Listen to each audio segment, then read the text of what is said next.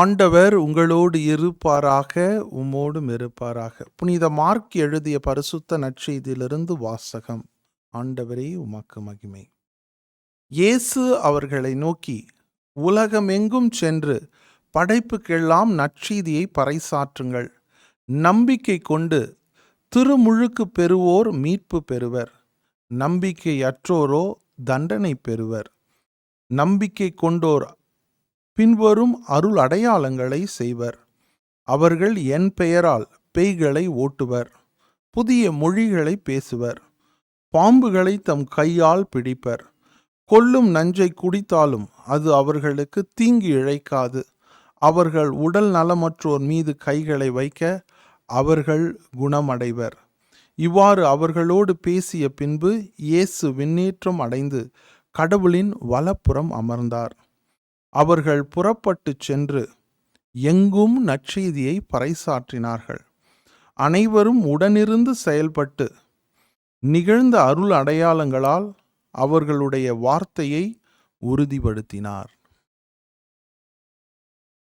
கிறிஸ்து வழங்கும் நற்செய்தி. கிறிஸ்துவே உமக்கு புகழ். கிறிஸ்துவில் பிரியமானவர்களே, இன்றைக்கு புனித மார்க்கு அவருடைய பெருவிழாவை நாம் கொண்டாடுகின்றோம். புனித மார்க்கு அவர்களுடைய வாழ்க்கை நமக்கு ஒரு இன்ஸ்பிரேஷன்னே அப்படியே சொல்லலாம். குறிப்பாக இன்றைக்கு மார்க்கு என்ற அந்த பெயரை வைத்திருக்கின்ற உங்கள் அனைவருக்கும் சிறப்பாக திருவிழா நல்வாழ்த்துக்கள். புனித மார்க்கு கிட்ட இருந்து நம்ம கற்றுக்கொள்ளுகின்ற விஷயங்கள் நிறைய இருக்குது. அதில் ஒரு சில விஷயங்களை இன்றைக்கு இந்த திருநாளில், அவருடைய திருநாளில் நான் உங்களோடு பகிர்ந்து கொள்ள ஆசைப்படுகின்றேன். முதலாவதாக, கடவுள் நம் எல்லோருக்கும் இரண்டாவது வாய்ப்பை கொடுக்கிறாராம். பாருங்க, புனித பவுல் மற்றும் அப்போலோ இவங்க என்ன பண்ணாங்க அப்படின்னா, மார்க்கை அவங்க நற்செய்தி போதிக்கின்ற இடமெல்லாம் கொண்டு போனாங்க. எங்கெங்கே போனாங்களோ மார்க்கு அவங்களுக்கு லைக் அசிஸ்டண்ட். இப்போ இந்த கிரிக்கெட் மேட்ச்லாம் பார்த்தீங்கன்னா மெயின் பேட்ஸ்மேன் விளையாடுவாங்க.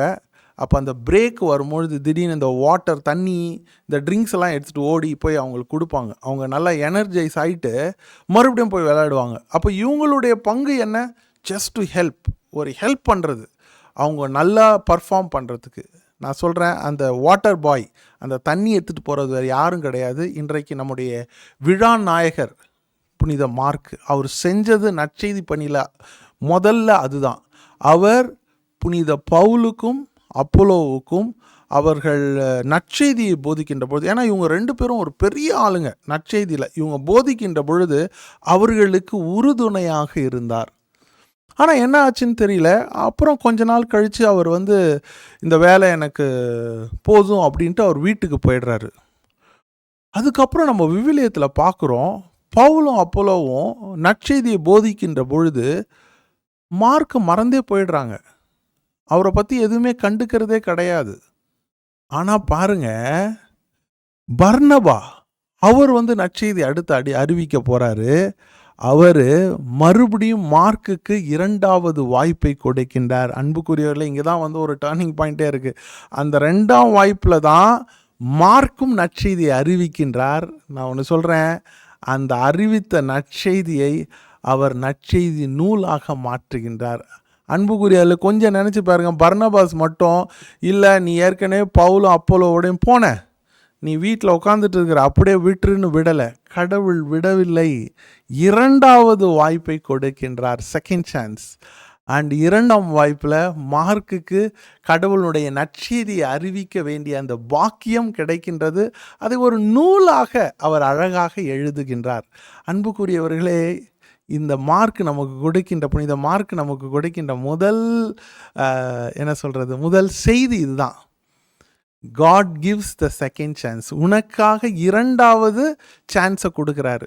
ஃபாதர், நான் இந்த பாவத்தில் விழுந்துட்டேன், இந்த பாவத்திலேருந்து வெளியில் வர்றது கஷ்டமாக இருக்குது, கவலைப்படாதீங்க, கெட் அப், ஏஞ்சி வாங்க, மறுபடியும் முயற்சி பண்ணுங்க, கடவுள் உனக்கு இன்னொரு சான்ஸை கொடுக்குறாரு. அதுதான் மார்க்கு சொல்கிறாரு. ஆனால் அந்த சான்ஸை மார்க் நல்லா பயன்படுத்தினார். அதே மாதிரி நம்மளும் பயன்படுத்தணும் அப்படின்னா நம்முடைய பாவத்திலேருந்து, நம்முடைய வாழ்க்கையில் முயற்சிகள்லேருந்து, நம்ம வாழ்க்கையில் நம்ம பிடிச்சிட்டு இருக்கிற ஒரு சில காரியங்கள்லேருந்து நம்மளால் வெளியே வர முடியும். இன்றைக்கி பெரிய சக்ஸஸ்ஃபுல் லீடர்ஸாக இருக்கட்டும், ஒரு புதிய ஒரு இன்வென்ஷனாக இருக்கட்டும், நம்ம கூட படிச்சிருப்போம். தாமஸ் ஆல்வா எடிசன் எத்தனையோ முறை ட்ரை பண்ணாராம் ஒரு சின்ன பல்பு கண்டுபிடிக்கிறதுக்கு. எத்தனையோ முறை தோற்று போனாராம். அத்தனை முறை தோற்று போனாலும் கடைசியாக அவர் வெற்றி அடைகின்றார். ஆக நம்ம என் வாழ்க்கையில் நான் எக்ஸாம் எழுதுனா தோற்று போயிட்டேன், என் வாழ்க்கையில் பிஸ்னஸ் பண்ண தோற்று போயிட்டேன், கவலைப்படாதீங்க. இல்லை என்னுடைய ரிலேஷன்ஷிப், என்னுடைய முதல் திருமணம் தோற்று போச்சு, டசன்ட் மேட்டர். கடவுள் உனக்கு மீண்டும் வாய்ப்பை கொடுக்கின்றார். கண்டிப்பாக ட்ரை பண்ணுங்கள். நீங்கள் தோற்று போனீங்கன்னா இன்றைக்கு மார்க் நட்சத்திரம் அதை சொல்கிறார், நீ பயப்படாத.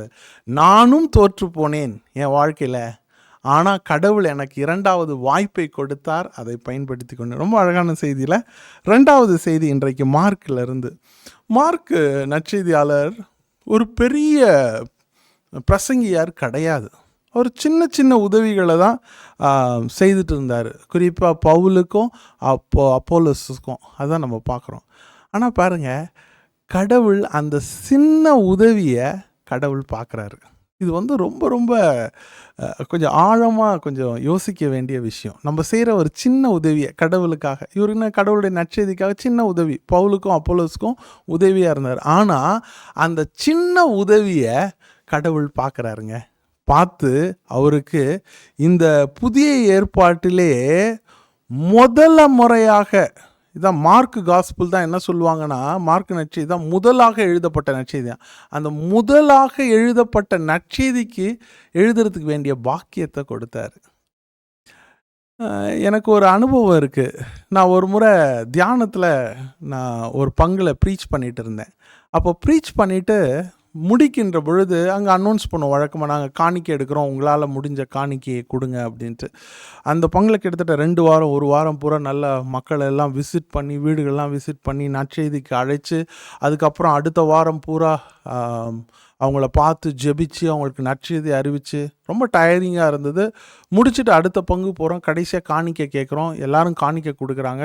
நான் பேக் பண்ணிவிட்டு எல்லாம் முடிஞ்சிச்சு, பேக் பண்ணிவிட்டு நான் பஸ் எடுத்து அடுத்த ஊருக்கு கிளம்புறேன்.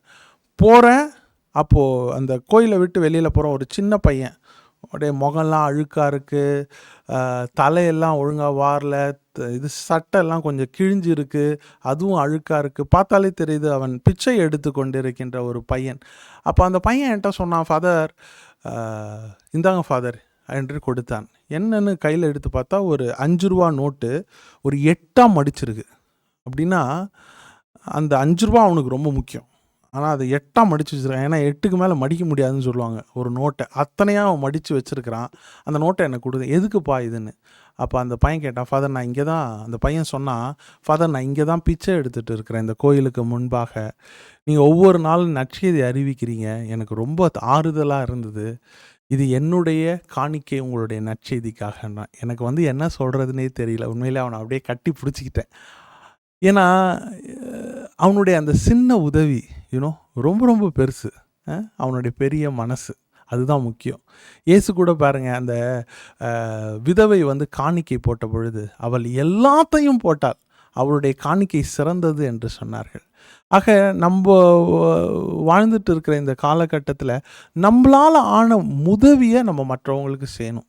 ஃபாதர் அது சின்ன ஹெல்ப், டஸ் நாட் மேட்டர்.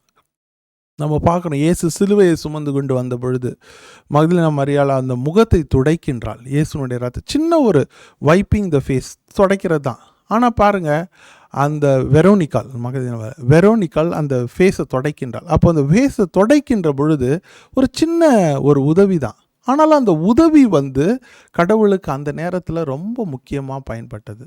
நான் இன்னைக்கு ஒருவர் மற்றவருக்கு உதவி செய்கிறேன்னா, என் ஃபேமிலியில், என் பங்கில் ஒரு ரீடிங் படிக்கிறது, ஒரு பங்கில் அன்பிய கூட்டங்கள் நடத்துறது, ஒரு சின்ன சின்ன வேலைகள் நான் செய்கிறேன்னா, சமுதாயத்தில் என்னால் முடிஞ்ச உதவி செய்கிறேனான்னு பார்க்கணும். இறுதியாக இன்றைக்கு மார்க் நமக்கு கற்றுக் கொடுக்கின்றது சீடத்துவம். Discipleship is a journey. சீடத்துவம் என்பது ஒரு பயணம். ஆக்சுவலி நம்ம பார்த்தோம் அப்படின்னா அவருடைய நற்செய்தியில் இதை ரொம்ப அழகாக சொல்கிறாரு. யாரோ ஒருத்தவங்க சொன்னாங்க, life is a journey between alphabet B to D. அப்படின்னா என்ன? வாழ்க்கை என்பது ஒரு பயணம், பியிலிருந்து டி வரைக்கும். இந்த பி என்றால் என்ன? பர்த், ஒருத்தருடைய பிறப்பு. டி என்பது டெத், ஒருத்தருடைய இறப்பு. இந்த இரண்டுக்கும் நடுவில் தான் ஒரு வாழ்க்கை நடக்கின்றது. அது ரெண்டுக்கும் நடுவில் என்ன ஆல்ஃபபெட் இருக்கு? Alphabet C, choices. நாம் எப்படி வாழ்கின்றோம், நாம் எதை தேர்ந்தெடுக்கின்றோம் தான். ஸோ வாழ்க்கையே பிசிடி தான். அப்போ நம்முடைய சி, நம்முடைய சாய்ஸஸ் என்னவா இருக்குது அப்படின்றத இன்றைக்கு நம்ம பார்க்கணும். குறிப்பாக நான் இயேசுவுக்காக வாழ்கின்றேனா? அது ரொம்ப ரொம்ப முக்கியம். நான் கிறிஸ்துவனாக இருக்கிறேன், ஏதோ கிறிஸ்துவனுடைய கடமைகள்லாம் செஞ்சுட்டு வரேன், ஓகே. ஆனால் உண்மையிலே என்னுடைய வாழ்விலே இயேசுவுக்காக நான் வாழ்கின்றேனா?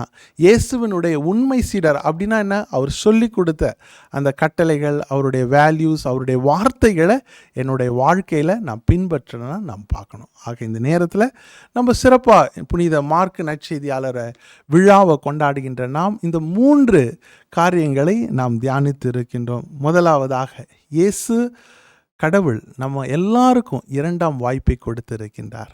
அது எப்பயுமே மறந்துடக்கூடாது. இரண்டாவதாக, இயேசுவுக்கு இல்லை கடவுளுக்கு ஒருவர் மற்றவருக்கு நம்மளால் ஆன உதவி, அது எவ்வளவு சின்னதாக இருந்தாலும் நம்ம செய்யணும். மூன்றாவது, நமது வாழ்க்கை ஒரு பயணம்.